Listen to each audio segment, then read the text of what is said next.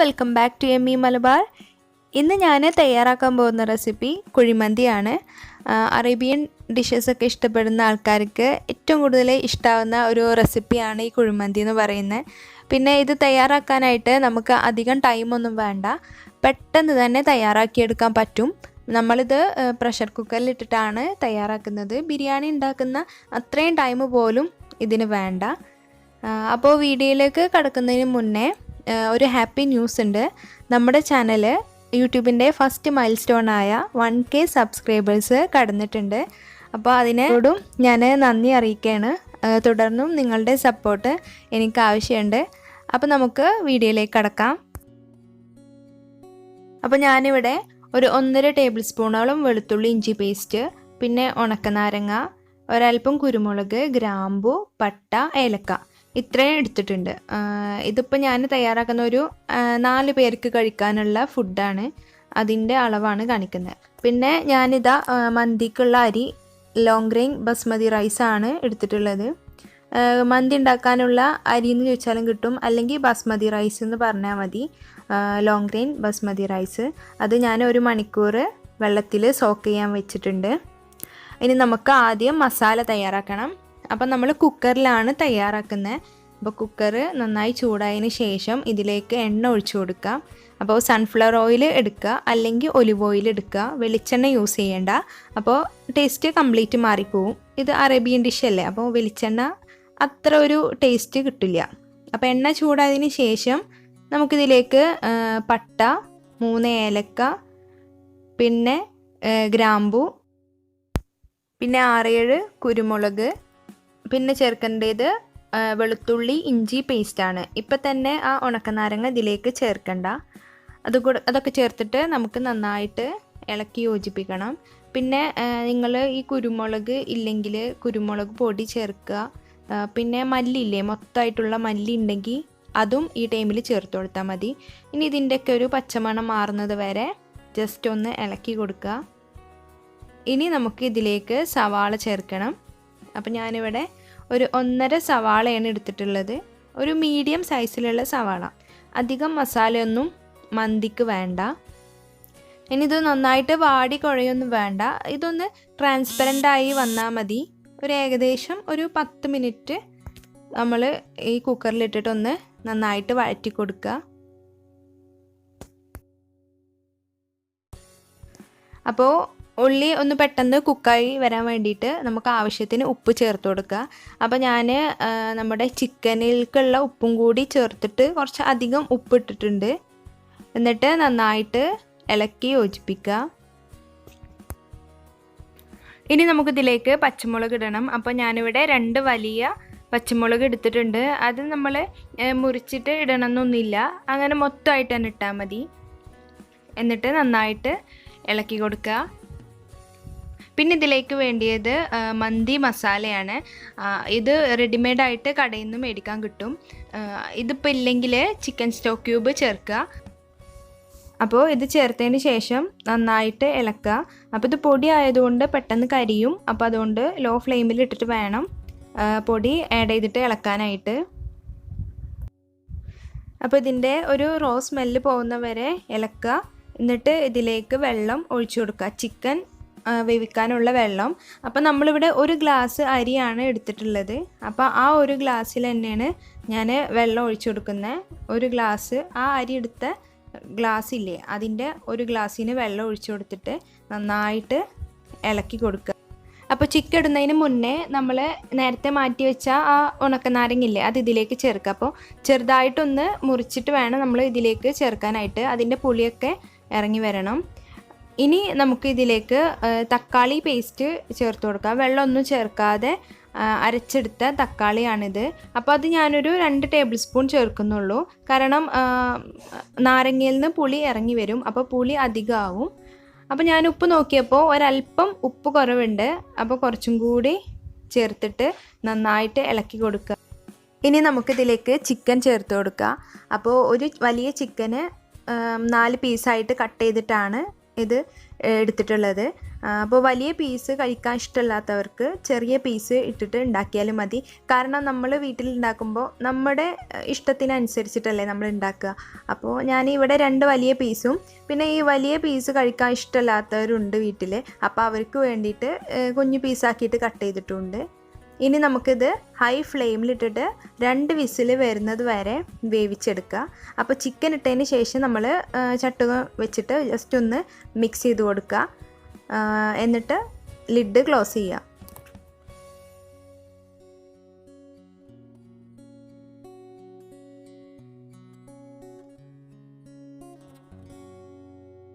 അപ്പോൾ ചിക്കൻ അവിടെ വേകുന്ന നേരം കൊണ്ട് നമുക്ക് ഇത് ചിക്കൻ ജസ്റ്റ് ഒന്ന് ഫ്രൈ ചെയ്തെടുക്കണം. അതിനായിട്ടുള്ള മസാല തയ്യാറാക്കാം. അപ്പോൾ അതിനായിട്ട് ഞാനിവിടെ 2 ടേബിൾ സ്പൂണോളം ടൊമാറ്റോ സോസ് എടുത്തിട്ടുണ്ട്. പിന്നെ ഇതിലേക്ക് ഒരു 2 ടേബിൾ സ്പൂണോളം മന്തിയുടെ മസാല ഇട്ട് കൊടുക്കുക. ഇത് ഓപ്ഷണലാണ്, നിർബന്ധമില്ല. ഇതിന് പകരം നിങ്ങൾ എന്താ ചേർക്കേണ്ടതെന്ന് വെച്ചാൽ മല്ലിപ്പൊടി ചേർത്ത് കൊടുത്താൽ മതി. ഇനി ഇതിലേക്ക് ഞാൻ ഒരു 1.5 ടേബിൾ സ്പൂൺ മുളക് പൊടി കൂടി ചേർക്കുന്നുണ്ട്. അപ്പോൾ നിങ്ങളുടെ കയ്യിൽ കാശ്മീരി ചില്ലി പൗഡർ ഉള്ളവരാണെങ്കിൽ അത് ചേർക്കുക കേട്ടോ. അപ്പോൾ നല്ലൊരു റെഡ് കളർ കിട്ടും. റെഡ് കളർ ഇതിനുണ്ടാവും, പക്ഷെ ഒന്നും കൂടി നല്ലൊരു റെഡ് കളർ കിട്ടും. ഇത് നന്നായിട്ട് മിക്സ് ചെയ്യുക. അപ്പോൾ ഇത് മിക്സ് ചെയ്തപ്പോൾ നല്ല ഡ്രൈ ആയിട്ട് തോന്നിയിട്ടുണ്ട്. അപ്പോൾ അതുകൊണ്ട് ഞാൻ ഒരല്പം വിനീഗർ ഇതിലേക്ക് ചേർക്കുന്നുണ്ട്. എന്നിട്ട് നന്നായിട്ട് മിക്സ് ചെയ്യുക.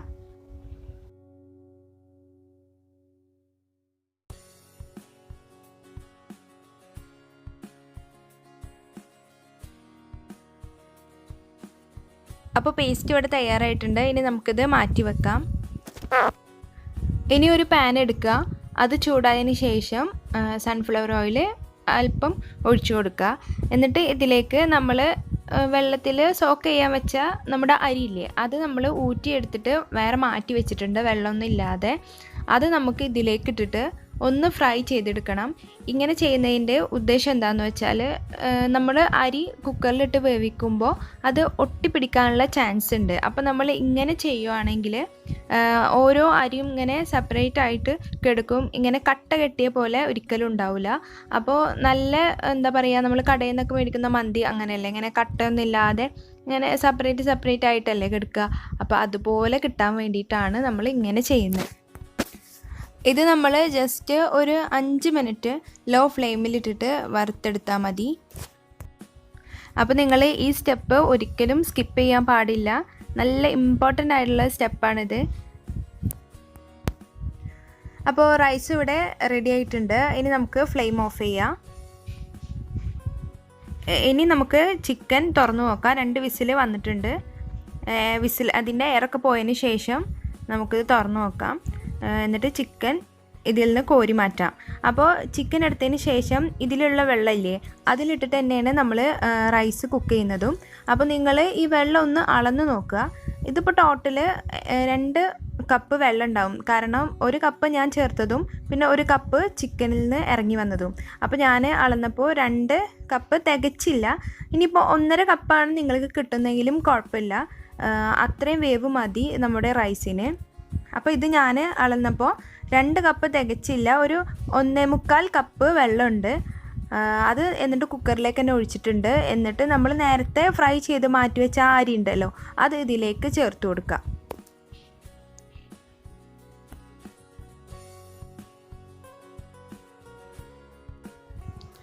അപ്പോൾ അരി മൊത്തം ചേർത്ത് കൊടുത്തിട്ടുണ്ട്.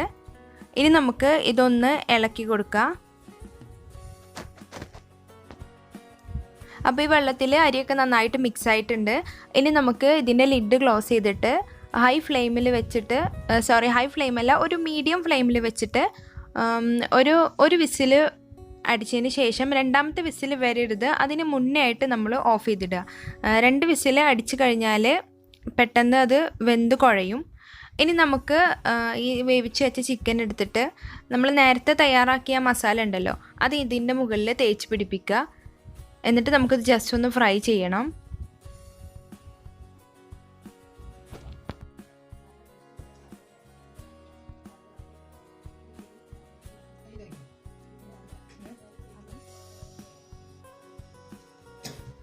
അപ്പോൾ മസാല ഒക്കെ തേച്ച് പിടിപ്പിച്ചിട്ടുണ്ട്.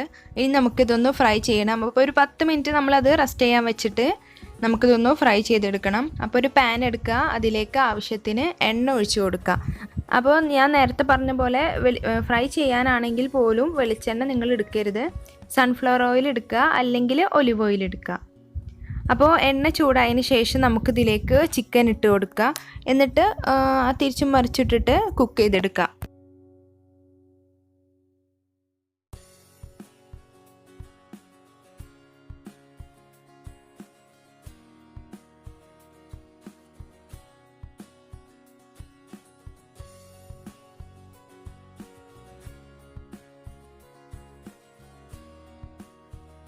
അപ്പോൾ ചിക്കൻ ഇവിടെ റെഡി ആയിട്ടുണ്ട്. ഇനി നമുക്ക് നമ്മുടെ റൈസ് എന്തായി നോക്കാം.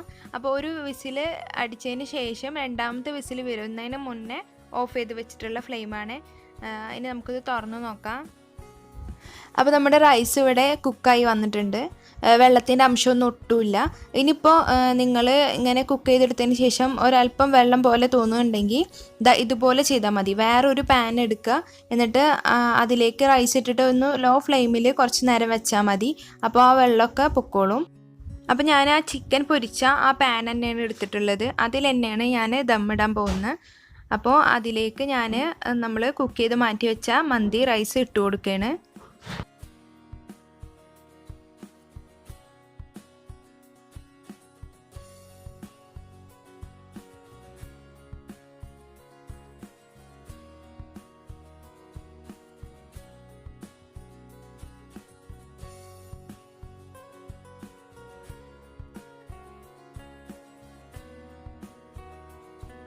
അപ്പോൾ റൈസ് മൊത്തം ഇട്ട് കൊടുത്തിട്ടുണ്ട്. ഇനി നമുക്കിതിലേക്ക് പാല് ചേർക്കണം. ഇത് ഓപ്ഷണലാണ്, ഇങ്ങനെ ചെയ്യണം നിർബന്ധമില്ല. ഇങ്ങനെ ചെയ്താൽ നല്ലൊരു ടേസ്റ്റ് ഉണ്ടാവും നമ്മുടെ മന്തിക്ക്. അപ്പോൾ ഞാൻ അതിൽ ഒരല്പം റെഡ് കളറ് മിക്സ് ആക്കിയിട്ട് ഇതിലേക്ക് ഒഴിച്ചു കൊടുക്കുകയാണ്. അപ്പോൾ പിന്നെ അതുപോലെ തന്നെ അതിൻ്റെ പകുതി എടുത്തിട്ട് യെല്ലോ കളറും കൂടി മിക്സ് ചെയ്തിട്ട് ഒഴിക്കുന്നുണ്ട്. അപ്പോൾ ഇങ്ങനെ നിങ്ങൾ ചെയ്യേണ്ട. ഞാൻ ഫോട്ടോ എടുക്കാനുള്ളൊരു ഭംഗിക്ക് വേണ്ടിയിട്ട് കളറ് ചെയ്തെന്ന് മാത്രം. നമ്മൾ വീട്ടിൽ തയ്യാറാക്കുമ്പോൾ ഫുഡ് കളറൊന്നും ആഡ് ചെയ്യണ്ട. ഇനി ഇതിൻ്റെ മുകളിലേക്ക് നമ്മൾ ഫ്രൈ ചെയ്ത് മാറ്റി വെച്ച ചിക്കൻ്റെ പീസ് വെച്ച് കൊടുക്കുക.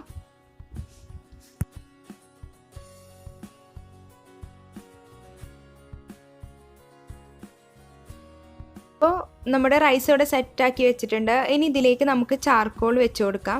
അപ്പോൾ ചാർക്കോൾ കിട്ടാത്തതുകൊണ്ട് ഞാനിവിടെ ചിരട്ട കത്തിച്ചിട്ട് അതിൻ്റെ കനലാണ് എടുത്തിട്ടുള്ളത്. അതിലേക്ക് നമ്മൾക്ക് 1 ടേബിൾ സ്പൂണോളം ഓയിൽ ചേർത്ത് കൊടുക്കുക. എന്നിട്ട് ആ പുക വരുന്ന ആ ടൈമിൽ നമ്മൾ ലിഡ് വെച്ചിട്ട് അപ്പോൾ തന്നെ ക്ലോസ് ചെയ്യുക. നമ്മളിങ്ങനെ എന്തായാലും ചെയ്യണം, കാരണം മന്തിക്ക് ഒരു സ്മോക്കി ഫ്ലേവർ ഉണ്ട്. അപ്പോൾ അത് കിട്ടാനായിട്ടാണ് നമ്മളിങ്ങനെ ചെയ്യുന്നത്. ഇത് ഇങ്ങനെ വെച്ചതിന് ശേഷം ഒരു 5 മിനിറ്റ്, മാക്സിമം ഒരു 5 മിനിറ്റ് വെച്ചാൽ മതി. 10 മിനിറ്റ് ഒന്നും വെക്കണ്ട, അപ്പോൾ ആകെ പുകമണം കൂടിപ്പോവും. അപ്പോൾ നമ്മുടെ മന്തി ഇവിടെ തയ്യാറായിട്ടുണ്ട്. അപ്പോൾ നിങ്ങൾ ഈ ചൂടോടെ തന്നെ മന്തി കഴിക്കാൻ നോക്കുക. അപ്പോഴാണ് നല്ലൊരു ടേസ്റ്റ് കിട്ടുക.